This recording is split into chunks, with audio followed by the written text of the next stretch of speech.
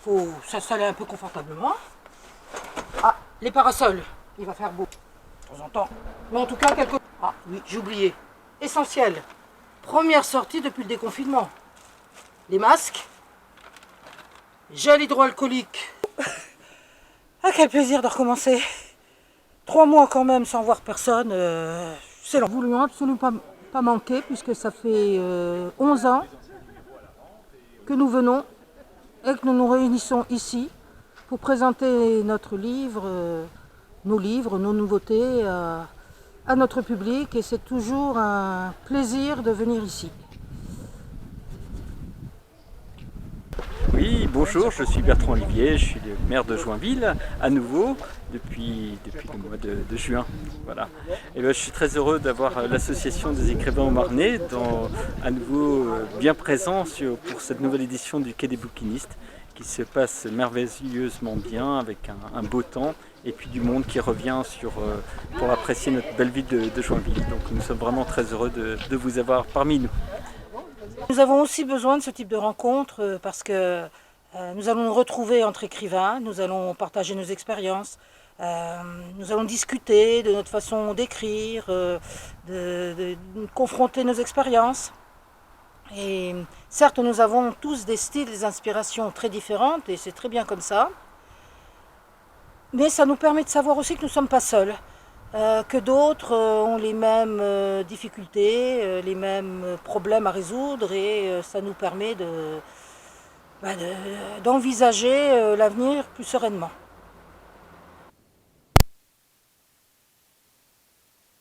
Doit brûler au 3e degré, Ah, oui. à peu près. Hein. Voilà, je nomme sucre. Non, sur le banc, c'est gentil. Oui, bonjour. Oui. Je suis sous mon meilleur jour, là, ça va. Bon, ça va. C'est gentil de venir nous voir. Oh bah oui, bah, je fais toujours partie de l'association et puis voilà, donc ça me fait plaisir. Hein? Des nouveautés littéraires cette année? Bah, cette année, il y a un livre en cours qui devrait paraître d'ici la fin de l'année et puis il y en a un qui est paru l'an dernier, mais un petit peu secrètement, donc il n'a pas tellement été remarqué. Voilà. Merci de venir nous voir. On t'a déjà fait une présentation. Attention. Qu'est-ce que je dis? Bah, On revient? non, mais tu vas me les expliquer, c'est pareil.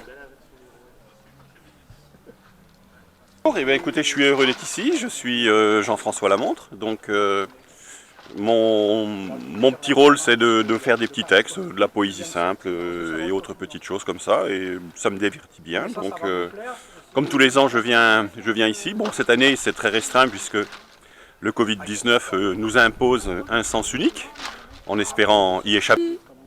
De l'Énéide de Virgile, Arma virumque cano, 3 mots latins. Je chante les combats et le héros. 3 mots. Et Virgile a puissamment planté le décor de ce chant antique. Et son récit déclore sur cette Arma virumque cano, naissance véritable de cette intarissable corne d'abondance. Une fulgurance qui éclaire, à l'instar d'un orage violent, toute une plaine en contre-jour, celle du théâtre des hommes, qui lutte contre les éléments, les dieux, leurs ennemis et eux-mêmes, à la recherche d'un havre, d'une paix spirituelle, fraternelle intérieure.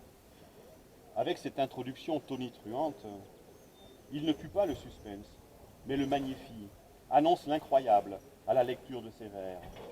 Il n'a pas eu peur de se mettre à nu et de montrer ses vertus. La force de son verbe traverse le temps sans perdre sa superbe. 3 mots qui lancent l'épopée, le grand récit où chacun par son imaginaire rejoint les tempêtes, les armes sorties des fourreaux, la gloire des bâtisseurs. Et pourtant, quelle pire fortune que celle de ce prince, 3 ravagés, quelle pire fortune, les membres de la famille royale démembrés, l'embarquement précipité d'un exil forcé, évoque la galère, au bon gré du fluctuat nec mergitur. Merci Virgile de cette transposition de la tradition orale, définitivement gravée dans le marbre. Arma virumque cano. Merci. Merci.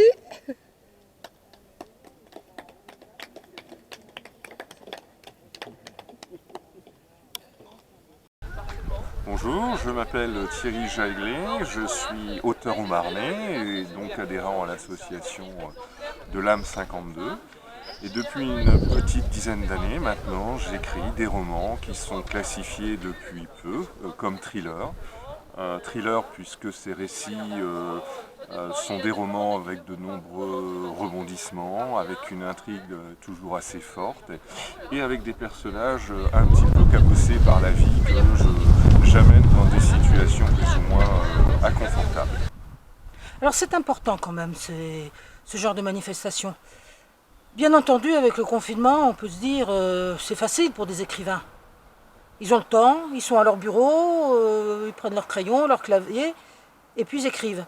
Eh bien, pas tout à fait.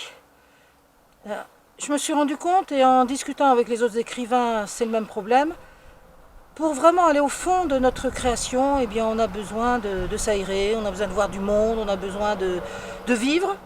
Et c'est tout ce que nous emmagasinons dans la rue, dans les parcs, dans les discussions, dans nos rencontres avec les autres, que nous nourrissons notre création. Et beaucoup d'écrivains, j'en fais partie, n'ont pas passé leur temps de confinement à écrire.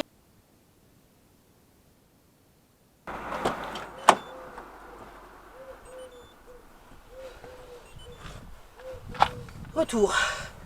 Eh bien voilà, week-end formidable, un peu fatigué, mais bon, génial. On a eu un public adorable, toujours cet accueil chaleureux que nous trouvons à Joinville. Nous nous sommes bien amusés. Un seul regret quand même, c'est de n'avoir pas eu la caméra prête pour immortaliser dans le temps un exploit de Christian Moria. Frédéric Marcoux avait un chèque sur sa table qui s'est envolé, qui est tombé dans le bief, et Christian Moria a foncé sur une barque qui se trouvait là, et en équilibre au bord de l'eau, avec un pied de parasol, il a réussi à faire remonter le chèque à la surface et à le récupérer. Bon, dommage. Bon, il faut bien que tout ne soit pas parfait, pour que ce soit humain, mais dans l'ensemble, tout était bien, même le beau temps. Eh bien, voilà, il n'y a plus qu'à être en forme pour la prochaine fois. Au revoir.